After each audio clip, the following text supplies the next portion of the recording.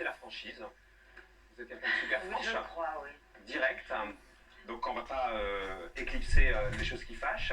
On va parler et terminer avec ce livre qui est sorti bien malgré nous. On ne pensait pas faire une émission à cette occasion-là. On va le faire dans une sorte de chose beaucoup plus personnelle. On va demander au public de sortir. On va rester tous les trois. Et on va terminer l'émission comme ça. Vous allez nous expliquer très rapidement si sur le livre. Si le public sort, je sors avec. Non, il faut que vous... Non, Brigitte, il faut que vous ayez...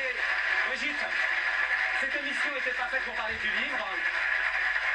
Le livre est tombé là, bien malgré nous. On veut bien vous voir, bien malgré vous. Écoutez-moi. Je vous écoute, mais il faut que vous soyez franc jusqu'au bout. On ne parle pas de ce livre. Ben, vous l'avez écrit. Je l'ai écrit, on n'a qu'à le lire. Alors, non. Ceux qui veulent le lire, l'achètent. C'est trop facile, Brigitte. Non, c'est trop facile. Je ne veux pas qu'on mette un bémol à cette émission. Non, mais je préfère. C'est impossible de pas vous, parler de ce vous allez prendre... Non, je ne veux pas. Mais comment vous voulez pas? C'est pas possible. Pour quelle raison, Brigitte? Je ne veux pas parce que il ne va pas en parler bien. Et je vais vous poser des questions. Non, attends. Et ça risque de fausser la fin de cette émission qui a été très harmonieuse tout au long de... On est d'accord quand on vous a contacté pour faire cette émission? Il n'était pas question de parler du livre. Il n'était pas question de livre du tout. Bah oui, il n'était pas question de... Le livre est sorti comme ça. Faisons comme s'il n'existait pas. Il existe ce livre, il fait couler beaucoup d'encre. Oui, bah pour le moment, il n'a pas fait couler beaucoup d'encre. Il est assez choquant. Est-ce que ça veut dire que vous l'assumez pas complètement? Je l'assume totalement, mais je préfère que Marco, qui n'a pas l'air de très... Non, je ne peux pas dire que j'apprécie beaucoup ce qu'il y a dans le livre. Il apprécie beaucoup. J'aime beaucoup la Brigitte Bardot que j'ai rencontrée ce soir, celle que j'ai vue à la matraque. Gardez cette bonne image de moi. Mais pourquoi vous l'écrivez déjà ce livre? C'est aussi vous, les deux. Je préfère qu'on fasse une autre émission et qu'on parle du livre. Je dois faire une émission avec Durand plus tard. Ouais. Je vais parler du livre. Je préfère qu'on ne parle pas, c'est pas une émission pourquoi vous n'avez pas interdit à votre éditeur de le sortir maintenant? Mais pourquoi j'interdirais quelque chose à mon éditeur? Mais c'est trop facile. En même temps, vous venez faire l'émission, on est ravis que... Écoutez, on fait une émission divertissante, une émission agréable, qui n'est pas une émission littéraire, et on va arrêter de parler de ça, et on va finir en beauté. On n'a pas commencé. Justement, on ne va pas commencer. C'est un petit peu vous, ce livre. Et je vais vous dire, c'est pas parce qu'ils sont nombreux à avoir tort qu'ils ont forcément raison. Non, vous voyez, c'est pour ça qu'on va faire sortir le public. C'est pas possible, c'est impossible. Brigitte, je vous croyais complètement franche, vous l'avez prouvé, direct. Là, c'est facile. Vous avez un public avec vous qui vient essentiellement de la Fondation, donc évidemment, c'est hyper facile. La preuve, les fans, écoutez, c'est trop facile. Marco. Vous êtes franche ou vous n'êtes pas franche? Je suis franche. Alors, mais je n'ai pas envie que cette émission se termine mal. Quand vous dites les hordes de jeunes terrorisent la population, mettent le feu aux voitures, Brigitte, taguent les murs, dépérient tout sur leur passage, c'est trop facile. Vous fuyez, c'est de la lâcheté. Non, ça je suis pas une fille lâche. La preuve. Alors, non mais c'est facile. Je vais vous dire, Marco. Alors, soit vous acceptez d'en parler calmement. Je veux que cette émission soit belle du début jusqu'à la fin. Je veux pas que vous commenciez à prendre des phrases. Oui, mais les phrases, moi je l'ai lu entièrement le livre. Je l'ai lu entièrement. Vous allez me sortir des phrases d'un contexte et ça ne va pas être total. Non, mais vous pouvez vous expliquer sur certaines choses. C'est le principe aussi d'une interview. D'accord, mais sur quelques points. je pense que c'est pas bien de finir là-dessus. Mais si, moi je ne veux pas vous agresser du tout, je veux comprendre. Négative et pas bonne. Ça donne une image que vous avez écrite. Non, moi j'ai écrit un livre, il faut lire le livre en entier. Je l'ai lu en entier. Comme là, vous n'allez pas le lire en entier. Je vais vous poser des questions. Brigitte, il est quand même assez chapitré. Il est quand même assez chapitré. Il est très chapitré. Votre livre. Donc il y a des thèmes que Marco va développer. Alors, on a parlé tout à l'heure de l'homosexualité. Bon, c'est terminé, c'est mes meilleurs amis. J'adore Mais dans le livre, c'est pas ça. Quand dans le livre, vous associez l'homosexualité et derrière la pédophilie. Quand vous associez la pédophilie, c'est pas la même chose. Je n'aime pas les gay pride et les drag queens. Ils dégénèrent en lopette de bas étage, en travelot de ça, j'aime pas du tout. Dans ce déclin est apparue la pédophilie. Vous savez que ça n'a rien à voir, la pédophilie. Non, je n'ai pas mélangé les deux.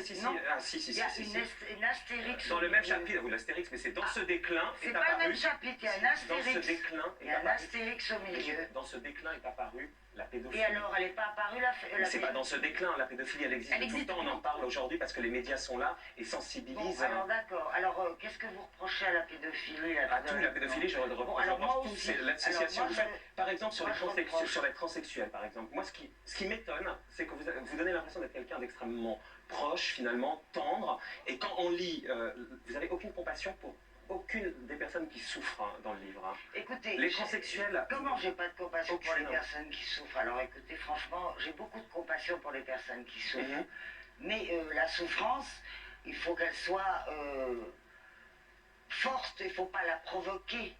On ne provoque pas. Vous savez, ici on a reçu par exemple des transsexuels, évidemment, c'est un trouble de l'identité fort, la transsexualité. C'est pas juste des gens comme ça qui décident de changer de sexe un jour pour faire rire, quoi.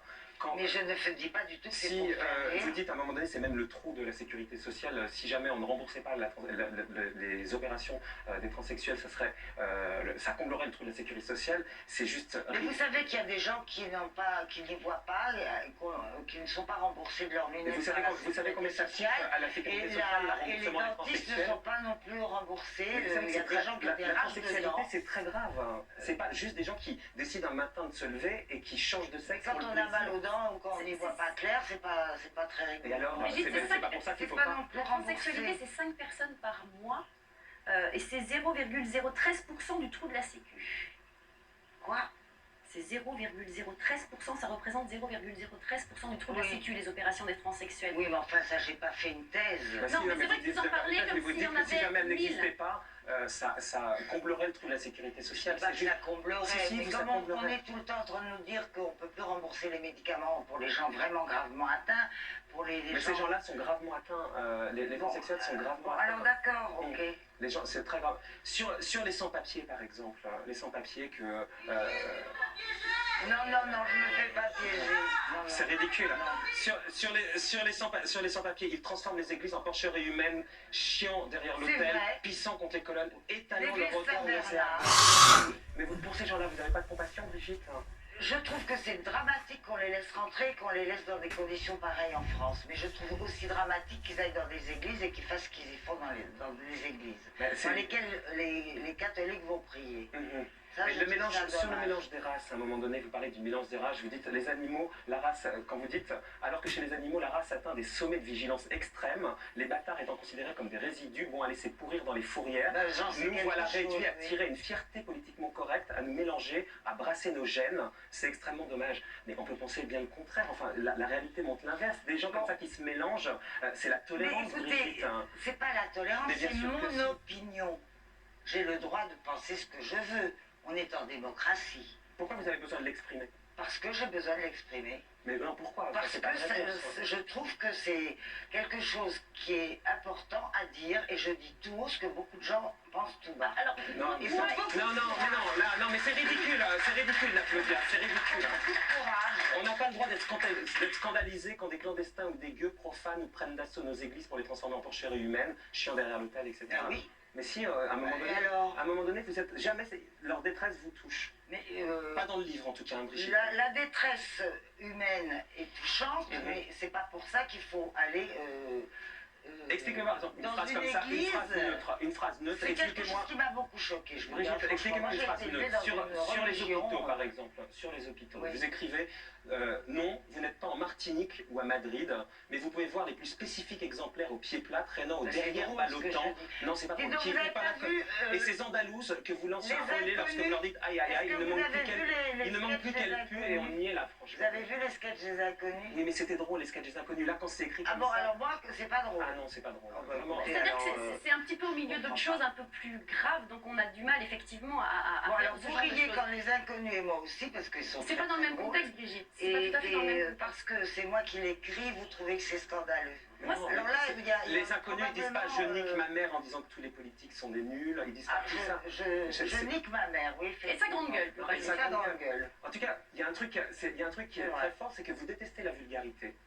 Vous l'avez toujours dit. Ça, c'est vrai. Et dans le livre, quand on cumule la façon dont plus vous le racontez, c'est super vulgaire. Je sais. Bah alors c'est pour me mettre au diapason. Vous applaudissez la vulgarité, c'est pour me mettre au diapason. Et, non, mais attendez. Il faut bien savoir qu'il y a un chapitre très cru et très vulgaire, et un chapitre très romantique. Absolument. Ça se passe comme ça. Le livre, ça se passe comme ça. Alternance, vous avez des coups de gueule sur tout, les jeunes, les aides-soignants martiniquaises, les homos, les profs, les touristes, les transsexuels, l'art moderne, de la merde au sens propre, de la littérature contemporaine, un vide-couille national, un bordel inépuisable, la danse contemporaine. Ça vous honore pas, ça vous honore pas. Les amateurs de rêve partis, des tas de bons à rien par tous arts, des résidus de bidets drogués jusqu'à la moelle, les sans-papiers, donc vous alignez tout comme ça, sans aucune... Mais, Monsieur Deval, on a invité Brigitte Bardot par son mari. Attendez, On a invité... Marco. Oui. Bon, alors, On a invité Brigitte Bardot par son mari. Est-ce que vous considérez avoir été manipulé par votre mari? Oh non, non, il n'est pas né celui qui va me manipuler. Vraiment pas né. Bon, alors, vous voyez, vous êtes content maintenant. Ça donne un côté un peu triste à la Ça fin donne de pas... l'émission. Non, Brigitte, moi j'aurais adoré que ce livre ne sorte jamais, même pas qu'il Mais sorte alors, dans pourquoi votre tête. vous en parlez? Parce que vous le faites sortir. Mais enfin, bon, écoutez. Moi, Brigitte, Alors, c'est dommage parce que c'est Les profs, des SDF de l'enseignement qui viennent donner leurs cours non rasés, cheveux gras, chemise sale, jeans dégueulasses et baskets Ben, c'est boueux. pas vrai. Mais non, c'est pas vrai. Mais bien sûr que Vous oui. regardez ça à la télévision, Eh quoi. ben oui, alors je regarde à la télévision, alors c'est pas Mais vrai. pourquoi- ce qu'il y a mais non, à la parce que- non, mais la- tout ce qui dit à la télévision n'est pas Mais bien vrai. sûr que non. Bon, Moi, ma théorie, Brigitte, c'est que vous vivez enfermé chez vous à la Madrague. Oh, mais pour les écoutez, raisons- d'accord, pour les je raisons suis qu'on enfermée, comprenne, mais je suis pour au qu'on courant de tout ce qui se à passe. travers la télévision, Non, simplement, pas et vous que regardez la la télé de télévision. façon un peu Non, pas que la biaisée. télévision. Non, pas que la Et télévision. depuis quand vous n'êtes pas allé dans malheureusement. une école, par exemple? Vous parliez effectivement des profs mal rasés, etc. Parce que je connais des profs. Mais enfin, si vous en connaissez deux, c'est pas la réalité de ce que disent Ben les non, gens. mais enfin, j'en vois, je les vois. Bon, quand j'étais petite, les professeurs étaient habillés avec des costumes, des cravates, des chemises, ils étaient impeccables, Mhm. les cheveux propres, et ils étaient respectés par des élèves qui étaient eux-mêmes propres. C'est ce que disait tout à l'heure Valérie. Mhm. Voilà. Et aujourd'hui, vous pensez que c'est pas le cas? Non, c'est pas le cas. C'est juste pour ça, quoi. C'est pas Non, une mais vision facile, c'est pas le cas. simpliste. C'est pas le cas. C'est pas une vision simpliste. On voit bien ce qui se passe On a dans les l'impression que vous avez écoles. peur de la société, finalement. Non, j'ai pas peur de la société. Bah mais si, elle on a me- l'impression qu'elle vous effraie. Et Non, Et qu'à que vous un êtes moment un petit donné- peu dans le c'était mieux avant. Oui, elle me déçoit. Elle me déçoit beaucoup. Et j'ai une idée peut-être très importante de l'homme, Mhm, de l'humanité, de la société donc. mhm. Et comme je vois ce qu'elle est devenue, je suis déçue. Mais Brigitte, vous qui étiez le symbole de la tolérance, on l'a vu tout au long de cette émission, est-ce que là, quand vous relisez vous-même les passages de votre livre, Mais mon vous livre, n'avez pas je l'ai l'assentiment écrit. d'être l'incarnation de l'intolérance là-dessus? Je ne suis Et pas là, et pas sur les beaux l'incarnation de la chapitres sur vous tolérance. qui sont extrêmement touchants, on sent cette ambivalence, cette ambiguïté. Je cette- dénonce la dégradation d'une société mais décadente. Quand vous écrivez, on va reprendre la transsexuelle, que certaines interventions Mais arrêtez concernant- avec ce Non, non, parce que je vais vous transsexuel. parce que non, j'arrête pas parce que quand vous dites que certaines interventions concernant les changements de sexe soient remboursées par la Sécu est absolument scandaleux et pourtant vrai, il y a de quoi se les prendre et se les mordre. Aux dernières nouvelles, un herbicide Oui. très employé aux USA, l'anthracine, serait responsable du changement des sexes des grenouilles. Voilà qui pourrait renflouer le trou de la Sécurité sociale. C'est Eh dur, ben- c'est abominable, Brigitte. Eh ben alors le Vous lisez pas. vous méprisez les gens qui sont atteints de ce mal. Faut pas le lire si vous ne l'aimez pas. Je ne force personne à l'acheter. Non mais vous savez, moi je l'aurais pas lu s'il n'était pas sorti pour l'émission d'ailleurs. Mais- La réalité c'est que quand je vous ai Il n'est appelé, pas sorti pour quand je l'émission. vous ai appelé Brigitte, quand je vous ai appelé juste avant de tourner cette émission, le week-end d'avant, vous m'avez dit non je vais pas le donner, la maison d'édition voulait pas nous donner le livre, il faut l'accord de Brigitte. Quand je vous ai appelé, j'ai dit non, elle vous a dit non, vous allez Je me ne vous- détester, je ne vous allez me voulais- oui, détester. parce que je sais que vous êtes diamétralement opposés dans vos idées aux miennes. Bon, et je Pas surtout, préférais. pas surtout, mais Je pas sur vos préférais positions sur la que société. l'émission qui était joyeuse Mhm. et qui avait une certaine gueule, une certaine tenue, Mhm. ne finisse pas en... Pour ça, il fallait que le livre, décadence mais ça comme aurait été ça. trop facile, il fallait pas que le livre il sorte Mais à je ce vous ai moment-là. jamais demandé de parler de ce livre. Mais il fallait pas le sortir, c'est trop facile. Vous Il ne utilisez- fallait pas le sortir. Mais vous avez bien sûr, vu que on la va maison pas- on d'édition va a pas- utilisé on va toute la pas- promotion de l'émission on va- pour la faire pour non, le on public. va pas fixer notre vie et nos dates de sortie de livres en fonction de notre émission. Est-ce que vous notre n'avez pas émission l'impression est là-dessus de venue vous en saborder plus. pour conclure ce qu'on se dit là? Est-ce que vous n'avez pas l'impression de saborder l'image de Brigitte Bardot, celle qu'on aime, celle qu'on a vue, celle qui est touchante, celle qu'on a apprécié de rencontrer? Est-ce que vous n'avez pas l'impression, en sortant ce bouquin, Non. est-ce que c'était pas l'intention d'ailleurs de dire De à me tout le monde, saborder. ouais, de dire à tout le monde je vous emmerde et voilà ce que je suis? Il y avait pas Mais tout le monde sait que je dis ça très facilement. Et les non, gens pas ce qui point, me moi, pas ce connaissent point. En vous savent interviewant, très je bien. savais bien que j'allais vous poser quelques questions dérangeantes sur 3 ou 4 points, en me disant, bon, pourquoi pas, à la limite, c'est ce qu'elle pense, on n'est pas obligé de partager, on va retenir le mythe, mais je ne pensais pas du tout que vous pensiez autant de choses sur tous ces gens qui, a priori, souffrent.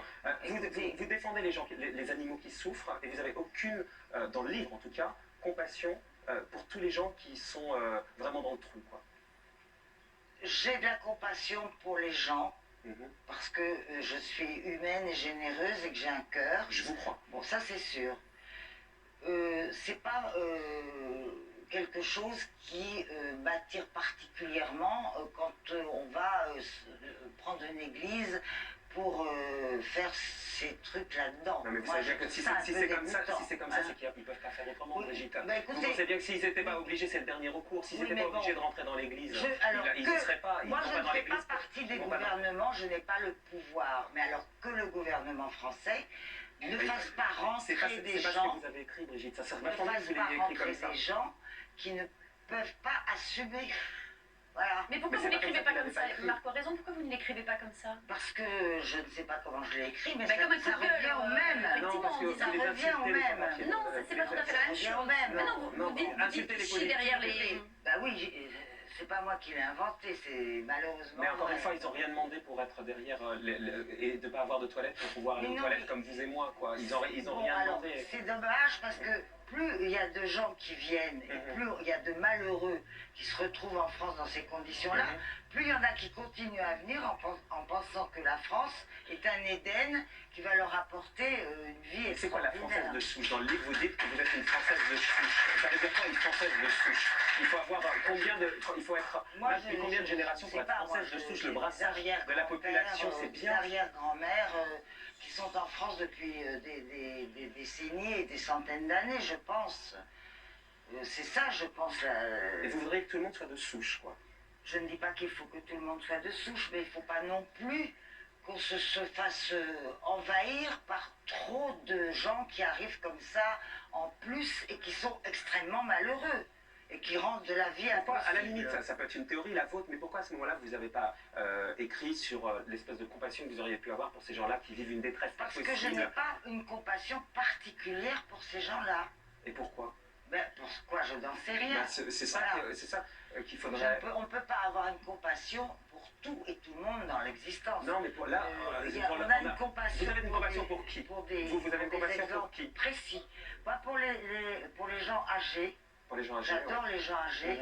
Je trouve qu'ils sont très maltraités dans notre pays et souvent oubliés. Et vraiment dans la détresse la plus noire.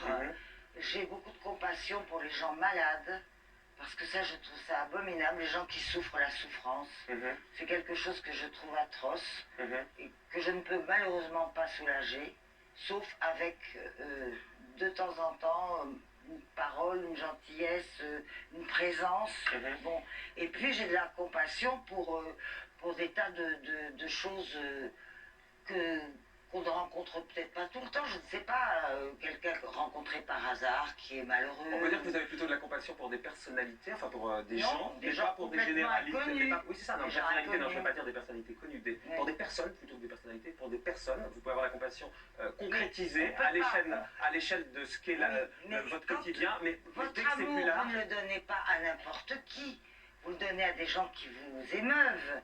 Vous dites en même temps que vous détestez l'humanité dans le livre. C'est peut-être parce que justement... J'aime pas trop l'humanité dans son ensemble et j'aime les êtres humains individuellement. Vous dites je déteste l'humanité. J'ai dit que je détestais l'humanité dans son ensemble. Par contre, j'aimais individuellement les gens me touchent. Et ça, c'est... Tous, qu'ils soient noirs, qu'ils soient blancs, qu'ils soient jaunes. Non, c'est pas ce qui... Mais moi, je vous crois, parce qu'on s'est un peu rencontrés, mais quand on vous lit, c'est tellement pas vous, ou alors ce qu'on aimerait que ça ne soit pas vous. Donc, peu importe leur race.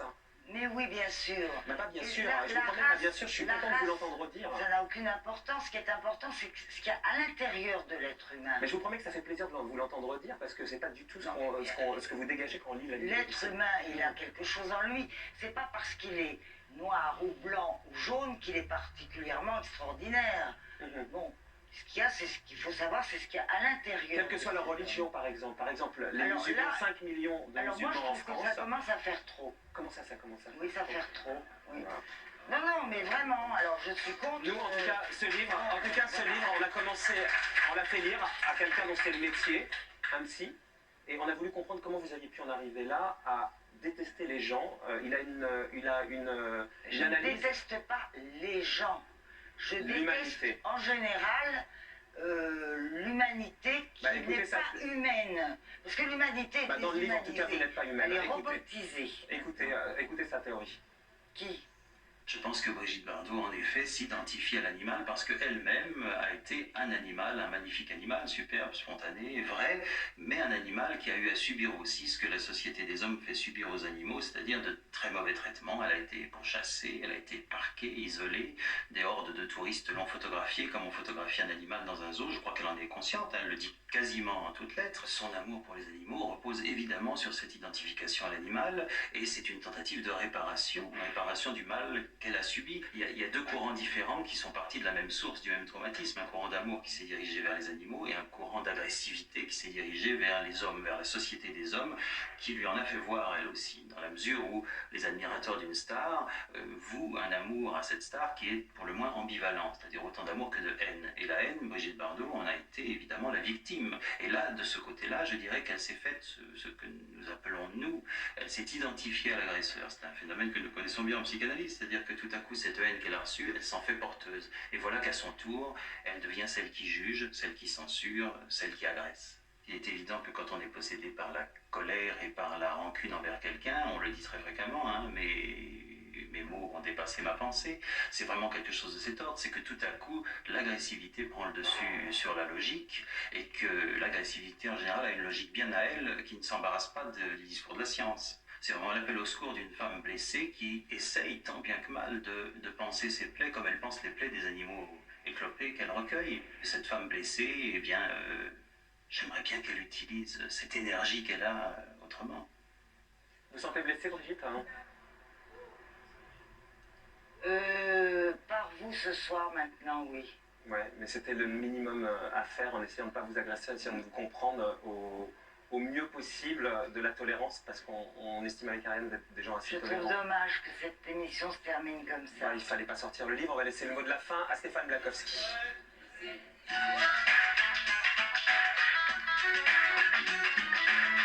Stéphane? C'est un peu difficile de réagir dans ces circonstances, mais justement quand on passe à la télévision, on a l'impression d'avoir une existence supplémentaire, on existe aux yeux des gens. Puis il y a un moment où la télévision s'arrête, où la carrière de cinéma s'arrête et on rentre chez soi, on est tout seul, on se regarde dans la glace, et ce moment-là il est assez important aussi. Donc je pense que ce soir, effectivement, Marco, vous pouvez vous regarder dans la glace sans problème. Pour Brigitte, je ne peux pas me mettre à sa place bien sûr, mais j'ai comme un doute quand elle me dit, ou quand elle nous dit ce soir, qu'elle aurait voulu que ce moment de l'émission où on parle de son livre n'existe pas. On a comme l'impression effectivement que ça sera un peu plus dur pour elle ce soir quand elle restera chez elle et qu'elle se regarde dans la glace. Elle aurait voulu effectivement qu'on reste à une image qui n'est pas celle de son lit, mais on l'a vue et quand elle se verra ce soir, elle la verra aussi. Donc il y a peut-être effectivement autour de Brigitte aujourd'hui un public plus restreint. Il y a peut-être 20, je sais pas combien ils sont, 30 personnes à applaudir frénétiquement dans la salle à tout ce qu'elle dit. Je suis pas sûr que ce public-là soit son meilleur public. Je pense que Brigitte, il y a beaucoup de gens qui pourraient vous applaudir aujourd'hui. Vous aimez encore énormément, beaucoup plus nombreux que les 20 personnes qui applaudissent dans la salle. Et ces gens-là, il faudrait que vous les retrouviez. Je pense que c'est pas en écoutant cette petite clique de 20 personnes que vous allez vous faire aimer du plus grand nombre, que vous pouvez vous faire aimer du plus grand nombre en simplement retrouvant un peu un chemin de l'amour, peut-être, non? En tout cas, voilà, c'est peut-être les autres qui applaudissent. En tout cas, on vous souhaite de retrouver le plus grand nombre. Et en aimant, plutôt, on aurait souhaité que le livre ne sorte pas au moment de cette émission, comme c'était prévu au départ, puisqu'il n'y avait pas de livre du tout quand vous a contacté Brigitte Bardot. Merci beaucoup.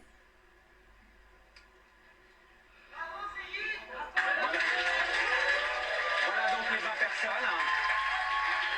Voilà donc les 20 personnes. C'est la suite des programmes sur France 3. Dans un instant, c'est le soir 3 et on va se retrouver vendredi soir en direct pour On ne peut pas plaire à tout le monde. Bonsoir. Bonsoir Ariane. Bonsoir. Bonsoir.